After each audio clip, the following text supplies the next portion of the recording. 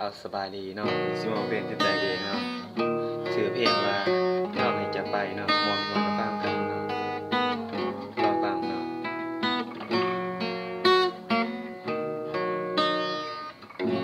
กะหูโตดีว่าเจ้าต้องการอยากเจอไปเพราะว่าหัวใจของเจ้านั้นอยู่กับเขาคนนั้นแทรกเข้ามา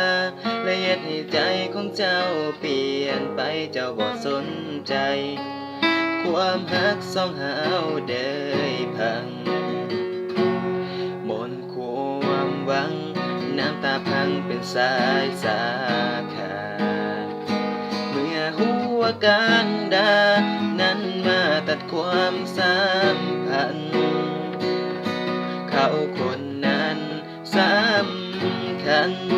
กับเจ้าเกินกว่าสิ่งใดจึงทิ้งกันไปค่อยพอแล้วกับคำว่าเจ็บ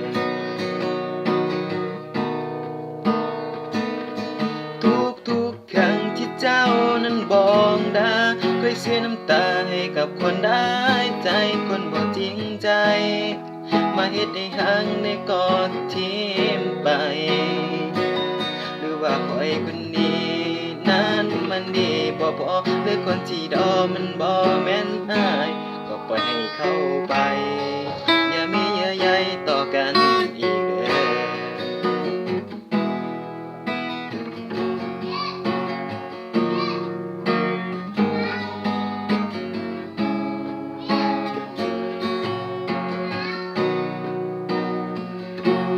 หมนความหวัง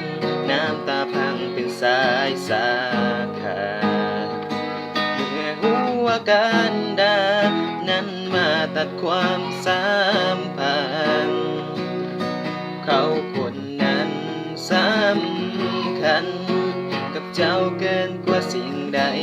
จึงทิ้งกันไปก็พอแล้วกับคำว่าเจ็บ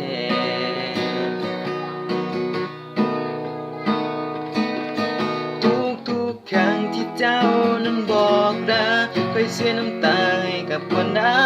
ใจคนบ่จริงใจมาเฮ็ดให้ห่างในกอดทิ้มไป